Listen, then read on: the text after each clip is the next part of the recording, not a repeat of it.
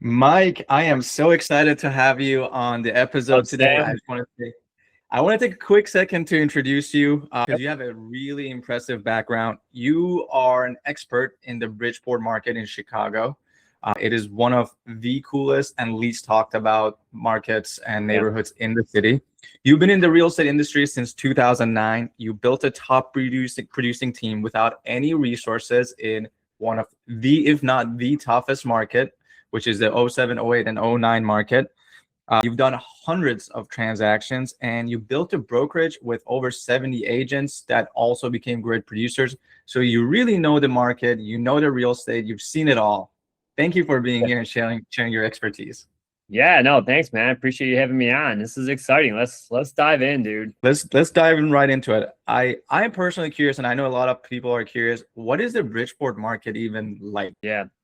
So Bridgeport, those that aren't familiar with it, because it's not as big of a name as like a River North or South Loop or anything like that. So Bridgeport, if you're looking at a map, it's where the White Sox play. Comiskey Park, I still call it Comiskey Park. So it's whatever rate field now, but that's Bridgeport. So if someone's looking for like a place to like kind of start with understanding where Bridgeport is at, it's right there.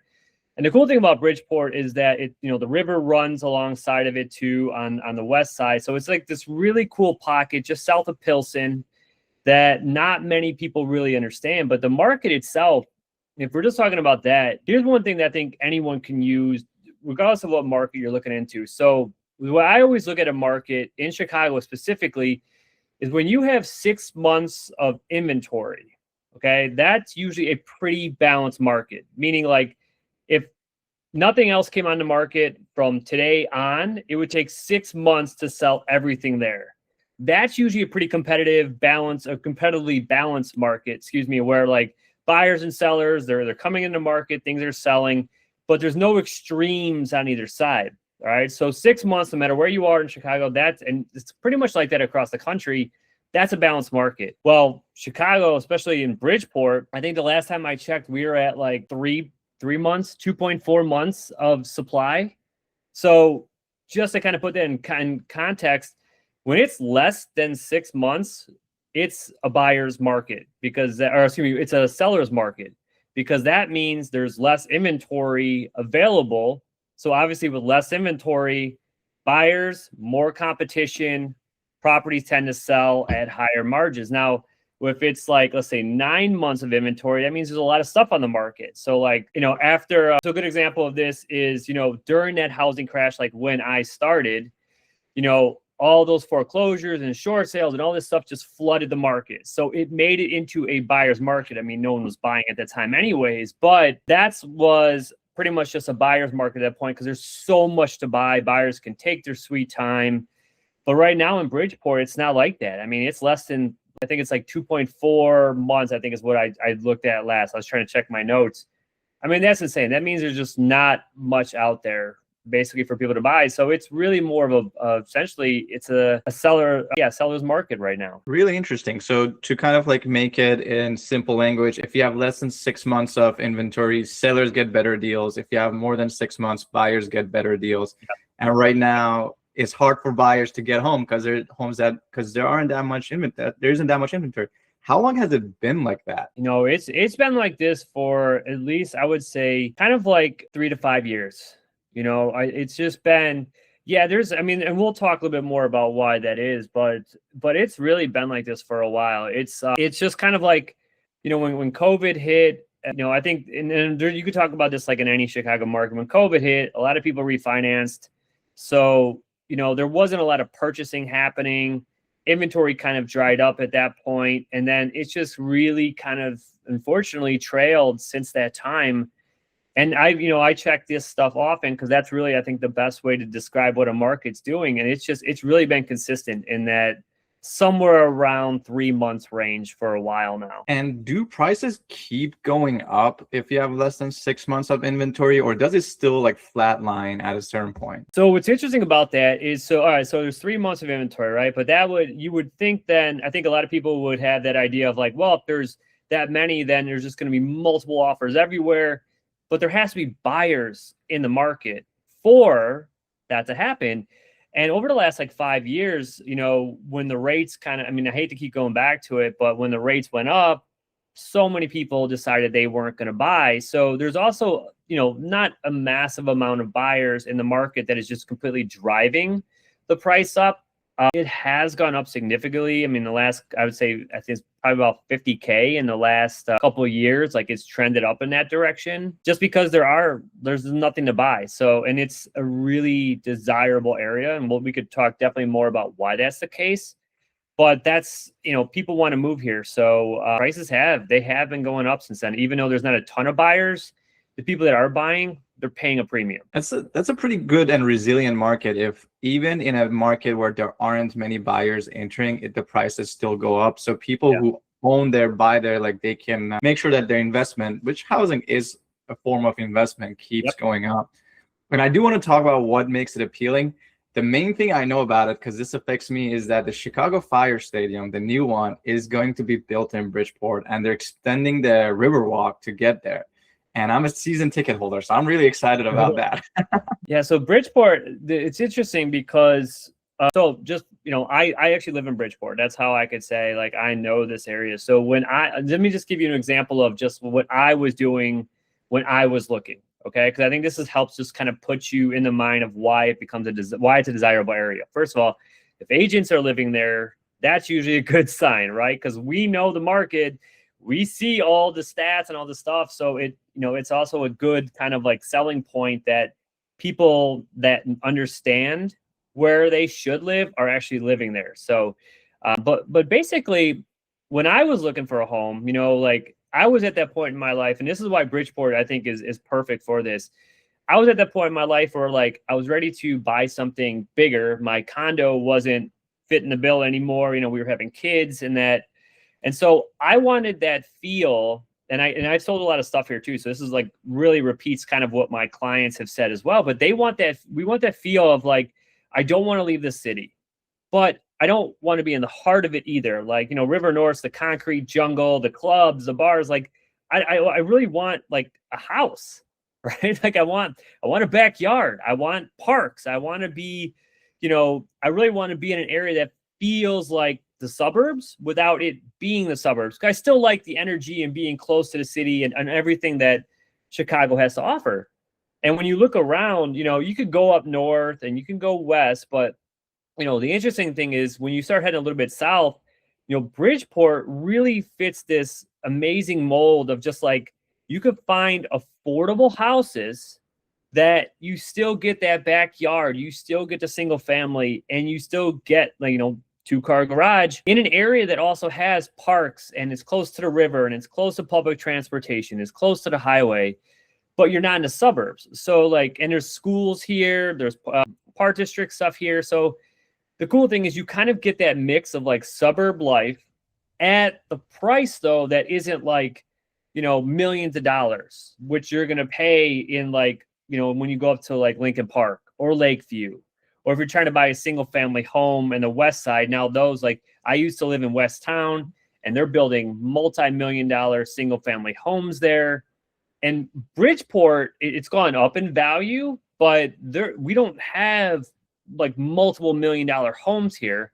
So although they're still up there in price, they're more affordable than other parts of the city that you would get something like this in. It's really interesting. So it's very much like buying suburbs and buying city access without paying a premium for either one.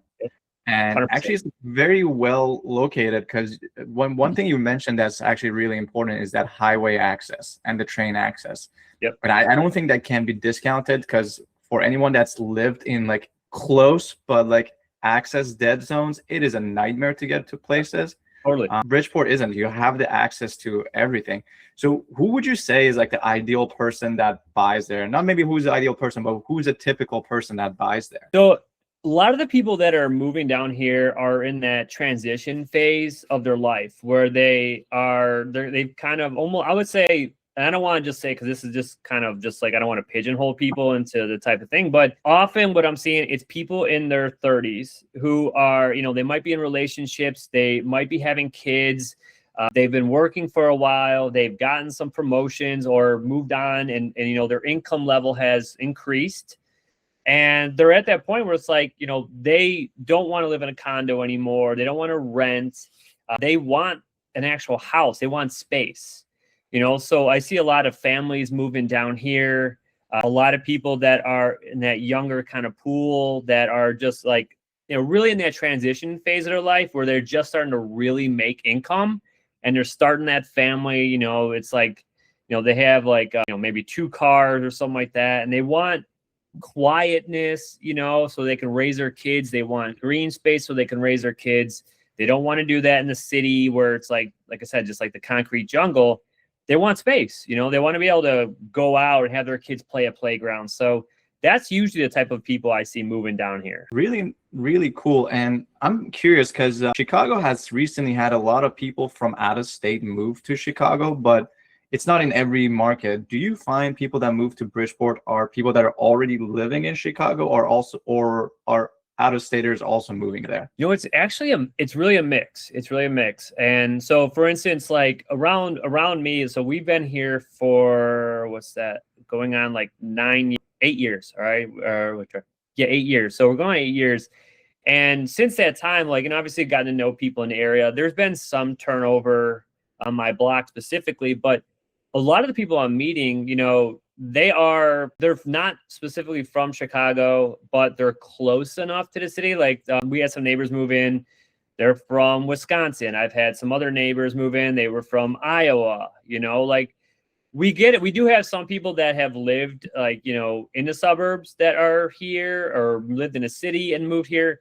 But it's a complete diverse mix of different people from different areas that move here. It's not like one main core of okay, we lived in a city, we don't want to leave, kind of my scenario. It's really a mix of people. Oh, that actually makes the market even better. One thing we haven't talked about, and I know everyone's curious, what are the price points like there? I'll talk. I think a lot of people are coming down here. There are condos. We do have some condos, but mostly what you're finding is a lot of single family homes, right? So just to kind of give you an idea, the median price in December of last month, we were about 505,000 for a single December family 2025. Yeah, so December 2025, $500,000 can get you a single family home. Obviously, depending on the type of style home you want, it could go up and down from there. But if we're just looking at medium price, you're right around that 500,000 mark. That is, for a single family home, being in Chicago is absolutely insane. I live in Uptown, and single family homes are no less than 800 to 900,000. Oh, easily. And I would say we probably have less access to the city. No, maybe equal. Lived in Uptown.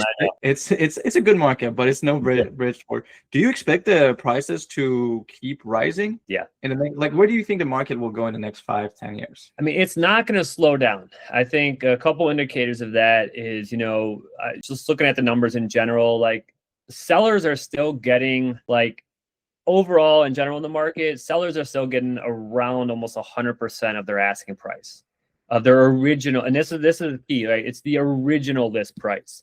So I think there's if some people are doing research, a lot of times, sellers might list something and then reduce it, and then it sells and they're like, okay, we sold for, 98% of list price, but that's after the reductions. What I'm talking about is the actual original list price.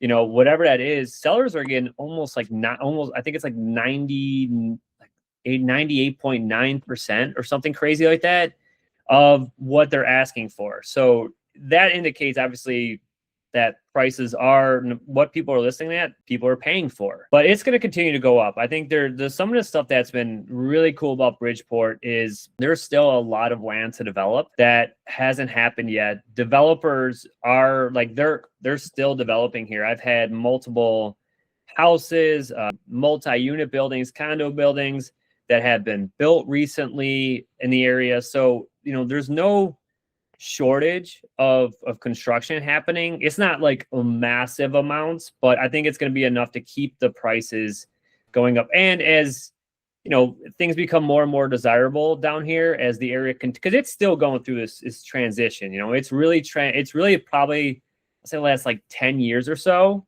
is really where it started to take off and where the prices have really gone up. Let me give you a quick example of that. Like I actually lived in Uptown, and my wife and I went to a White Sox game. This was a long, long time ago, and we took the Red Line down, from Uptown. It's a hall, right? But we were broke kids just getting together. And, like after the game, we went out with some friends. We had some dinner after the game or drinks. And like, we were walking back and cops were like, hey, they kind of pulled over and were like, maybe not the best, right? Maybe you should kind of, just be cautious of where you're going. And, that's just kind of like, it's transitioned a lot since then, it's like, and that could have been an extreme case, but that was just my experience. And it's really, I feel like it's just gotten so much more developed since then. There's a lot more going on here. So, that's kind of where the area has been going. So it's trending in the right direction, or I shouldn't say right, trending in the upward direction.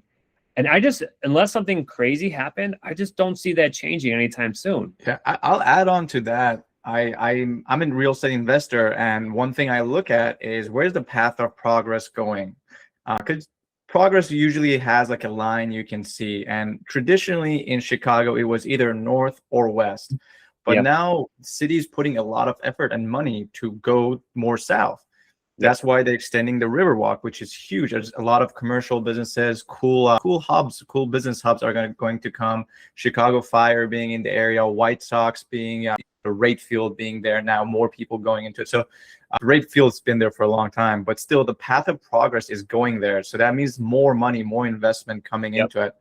And I also want to share the lender perspective on rate and the market. And this is not investment advice by any means.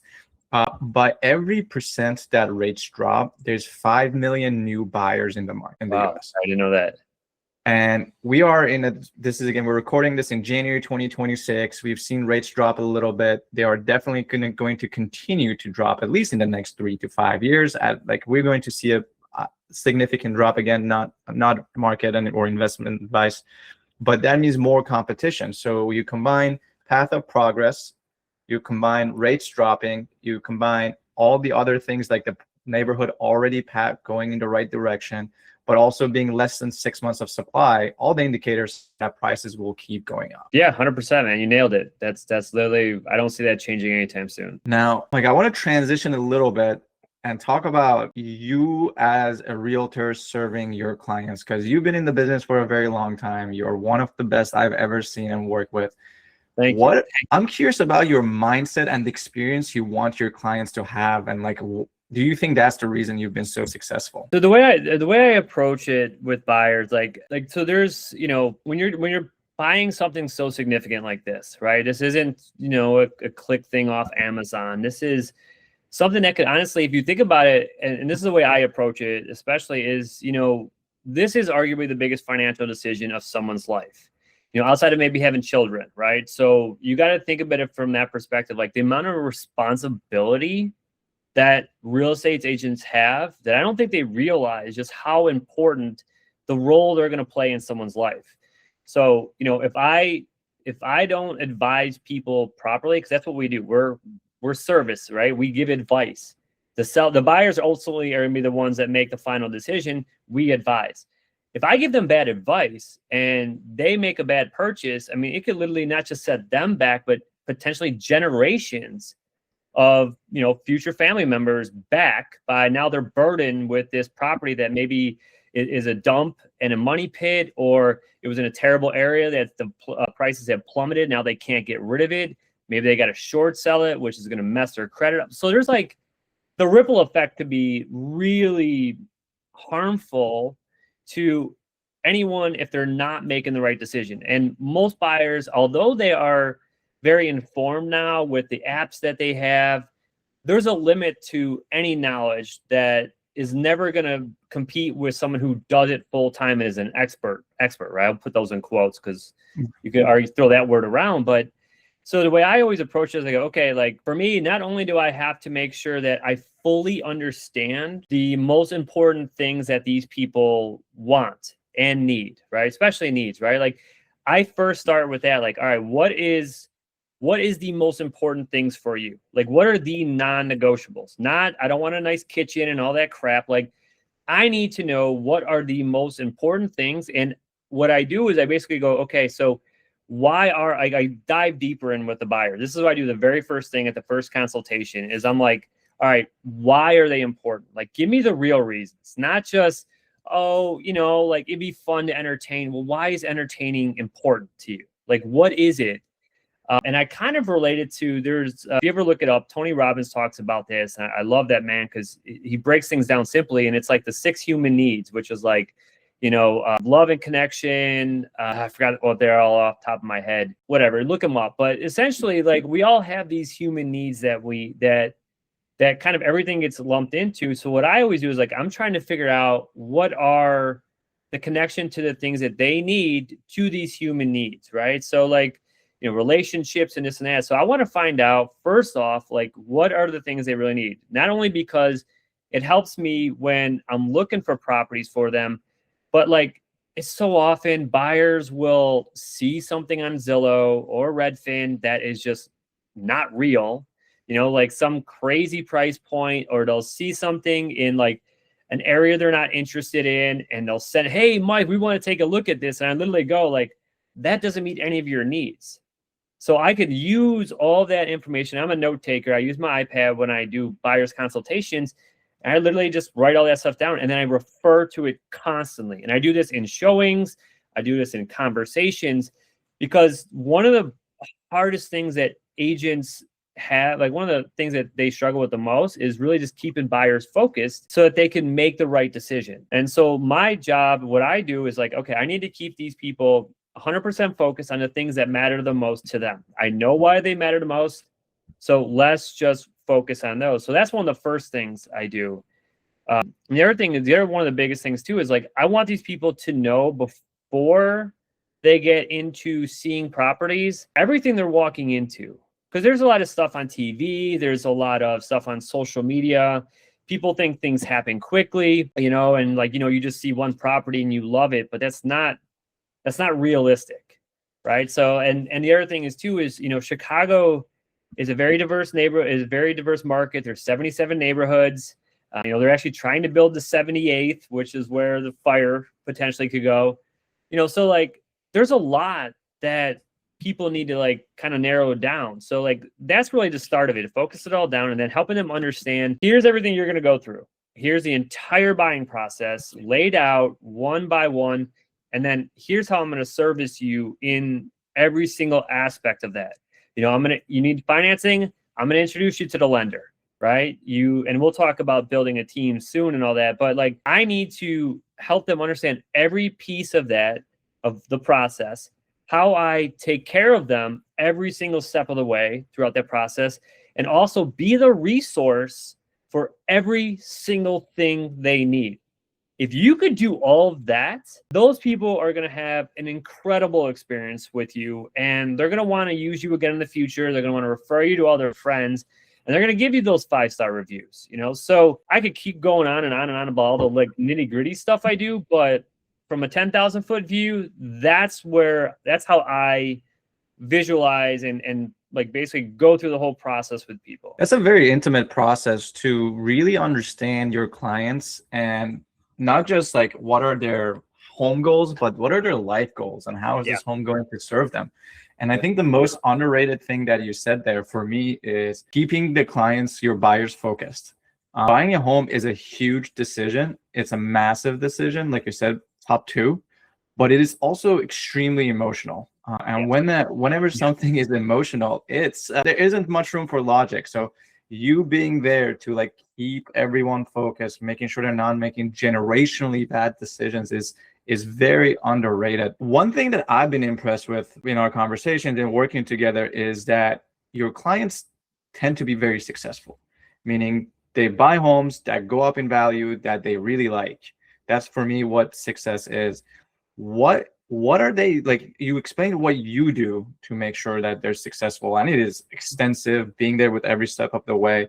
Buyers doing as well to be successful with you. One of the things that I found is so part of my communication with buyers is I want them to. I don't want to limit their access to stuff. Like, so I don't want to say, hey, don't Don't go do your own research. Don't go do that. So what I have found that actually works best is being the resource that they come to with questions about everything. So I encourage them to question everything, because I think one of the things is, we're human beings, we're just naturally curious all the time. We get that, you see that from childhood, right? Like kids are always asking why. And if you have kids, you know how annoying that stage of life is when they just ask why for everything. It's like eventually you get to the point where it's like, just because I said so, right? Like, and you kind of, because they question so much. I want the buyers to question constantly. Like, question me. I don't care. If you need an explanation of why I suggested something, ask. So I think that openness plays a huge role in that, because then when you're curious and you get the answers to your curiosity, like that stress level that you talked about, that fear, all of that starts dissipating. It starts going away because now you understand everything that you didn't understand that was creating the fear, if that makes sense. So I think that's been one of the biggest things and helping them. And when you do stuff like this too, like I do want to mention this is like all the stuff I do, the basically the underlining thing with all of it is it builds trust. It absolutely builds trust. So my clients, they trust me. So when I make a suggestion, over time, like early on, when we first started working together, they might question me a lot. But over time, they start understanding that I have their best interest in mind. I know what the heck I'm doing. And when I make a suggestion, it's not for my own benefit, it's for their benefit. So I do that. And then the trust builds up so that they go, okay, Mike suggested this area.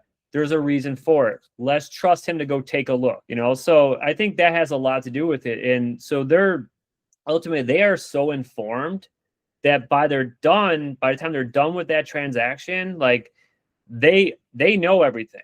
They know they're buying in a good area. They know they're not buying in a crap place, so they're making the decision at the end of the day, obviously, but they're trusting me with what I'm saying and guiding them, and they end up making the right decisions that way. So it's earning their trust slowly over time. And the way to do that is for the buyer to really have questions, go research, question everything, as you said, and then come with you with the questions. And that's they ask more questions, you understand them better.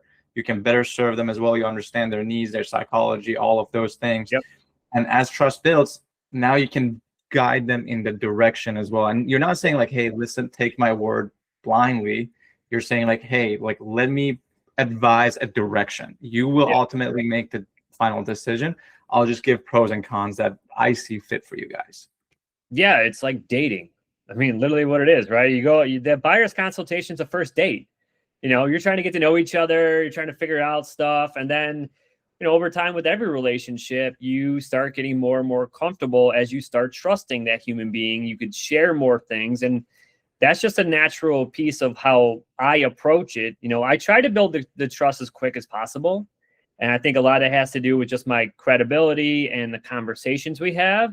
But it still takes time for someone to fully trust you. But once they really do, things end up moving so much quicker at that point because they know you have your best interest in mind. So, it's easier for them to say yes than no at that point. That makes a lot of sense. You mentioned team building because real estate is such a team effort. It's a team game. How have you gone about building a team that gives your clients the experience and the service that you expect of yourself?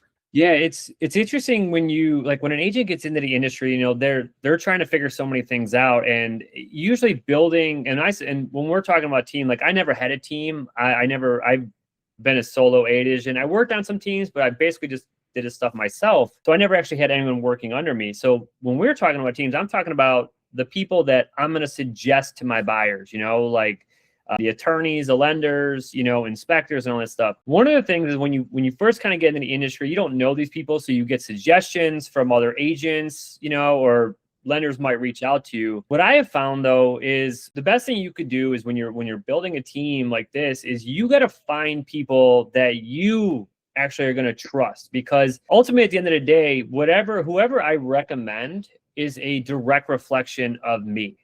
Right. So if I recommend you and Sam, and then you do a terrible job, my clients, they're not going to go after you. They're going to rip me a new one in that review. Right. So and that's if they actually get to the point where they'll give me a review.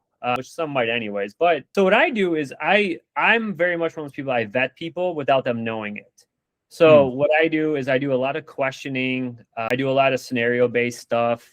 You know, like I've had people reach out like, hey, you should work with this lender and that. I don't just jump into that. I don't just start recommending that person. I usually do, if I don't know them or if I've never worked with them, I'll take some time to actually, do some research, understand them if I'm looking for another like lender or inspector, if I need something at that point. But ultimately for me, it comes down to trusting the people that I could trust my clients with. So if, there are some lenders that I worked with where like I didn't know them, but my client chose to use them. And we had an incredible experience. And I saw the person, how they worked and how they communicated, how they took care of my clients. And to me, that was like, okay, well, if they're going to do that, like I'm going to give them another shot, Now, if they do obviously a terrible job, then there's it's not worth it. But I'm always vetting them. Like my thing is like, I've worked with a lot of lenders and inspectors and attorneys throughout my career, because if I find a better one, like I have to consider using that one if they're going to give my clients a better experience than the current one I'm using. Or if I find if a lender that I thought was doing really well decides to just completely screw up and screw over my clients, like my trust is gone, and it might have been a one-off, but that's how I operate. Like as soon as my trust is gone, like to try to earn it back is incredibly challenging, because there are so many other really good lenders, attorneys, and inspectors out there that would want my business, So like, and I'm, as an agent, when you're in the industry long enough, you get hit up constantly by these people, So that's kind of how I go about it. If I can trust them, like if I would use them for my own purchase, I have no problem referring them to my clients. I think what you're saying here is so important, and I want to touch on it more, especially for buyers. A lot of buyers actually like come to me and ask me like, hey, does the realtor get paid for referring you? And the answer to that is no. It is actually extremely illegal. That doesn't happen. So I want to like say like, but Mike's approach to this of saying like, I am always trying to find the best resource for my client is the right mindset. That's one of the reasons, Mike, you're so successful, is because you understand that you are not the only person in the transaction. You are the main person, but you're not the only person in terms of facilitating the transaction. But all these other team members need to have your client's best interest in mind. Yeah. You're always interviewing, building trust, and your trust is an extension of your client's trust. And like this industry has a lot of people in it, and unfortunately, a lot of people are not good. So to find the right people is really, really important, and you do your due diligence. That's what I'm hearing. Yeah, absolutely. You have to. The way I look at it, and also the other thing is like, the way I run my business is going to be different than any other agent, right? So I'm also making sure that whoever I'm going to refer out is also it runs their business in a similar way. Because one of the things that I think is kind of not thought about enough by agents when they're referring people is like, if your style is so different than your lenders or your attorney's style, now you got this clash happening. Right. So like, and I think that's where a lot of agents kind of, make one of the biggest mistakes when they're building their team is, they're so eager, like, oh, that's a really good lender because they do all this stuff. But if your style, how you operate, doesn't mesh with them, there's constantly going to be clashes where you, like, for instance, like I'm like I mentioned earlier, like I want my clients to come question. I want my clients to reach out to me for resources, when they need stuff. Well, I don't know anything about the legal stuff. I don't really know anything. I know enough to be dangerous, right? Like I could answer a few basic questions, but when it gets really granular, I'm not who they should be going to. So the person I'm working with, I need them to be able to answer those questions when these clients have it as well, and be totally comfortable with that. Not feel like they're obligated, but actually want to answer those questions so that my clients get all the stuff that they need. So when they're making this decision, they're more and more and more and more comfortable. So they're not freaking out through the entire process, because this is a ridiculous amount of money, and that's scary. So the least fear they have, the smoother things go. So I'm also looking for people that work similar to how I work, so that like the entire team or whatever you want to call it is so cohesive that it's like it's almost like the buyers don't even realize what's happening. It's just all of a sudden they close and they're like, whoa, that was really easy. I mean, when you hear that, that's the win. That's the ultimate win right there. And that's important because this is all, like you said, this is already really stressful and it's very important. And we want the attention to be focused on the right thing, which is this home, does it serve my needs for now and future? Everything else is just necessary evil. So if the team is doing business the way you do it, the client has a seamless experience and can focus on the most important thing, which is themselves. Yeah. Hitting their life goal. Yeah. Mike, this has been incredible. Anything else you want to share about buyers, the market, anything at all that I haven't asked you? Well, I would just say, like, if someone's looking to buy in real estate in 2026, I think it's, we've kind of seen a flat market for years now. And I think it's, there are a bunch of people that are reaching out and they're curious, like, should I get into the market this year? Here's what I tell everyone, like, there's no such thing as the best market to get into. There's always going to be competition. There's always going to be something like it. The fact that there's no chance, I shouldn't say no chance, but the chances of like it being a perfect time or a perfect market to try to line that stuff up in someone's life is just, it's almost impossible. It's just, life doesn't work that way. Markets don't work that way. So, if a buyer was interested in getting into the market or even thinking about it, go explore, go take the time to start vetting agents, see if there's anyone that you would think would be a good fit for you. And really just do your due diligence. Don't worry about what you see on TV. Don't worry about what you see in social media. But if there's any type of curiosity about potentially buying, like let's say you're a renter and you're thinking about it, go do your due diligence. Because I think what you're going to find is that there never is going to be the right time, like in general. But there's also going to be times where it's just going to be like, well, that is something I need to consider because now you have all the information and you can make the best informed decision. Like I think a lot of people have been on the sidelines hoping the rates will come down to, pandemic levels, which we know won't happen. But like you really got to get in the mindset of like, if this is something I want to do in my life, is this the right time for it? And do your due diligence, find out if it is. If it's not, cool, rent another year, come back to that conversation. But I think so many people have they have these like milestones they're thinking of, like, well, when the rate gets to this point, or when the properties get to this point, or when foreclosures come on the market, I'll get the best deal. And then they just sit on the sidelines forever, and if you are considering buying, like, don't sit on the sidelines. Do your due diligence, see if it's the right time for you. And if it's not, well, then revisit it again the year later, because you don't know until you know. I guess that's what I would tell people.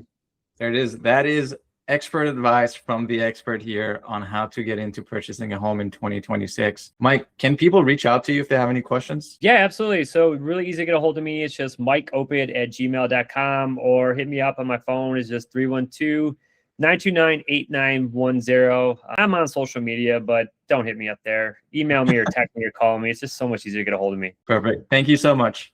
Thanks, Sam. Appreciate you, man.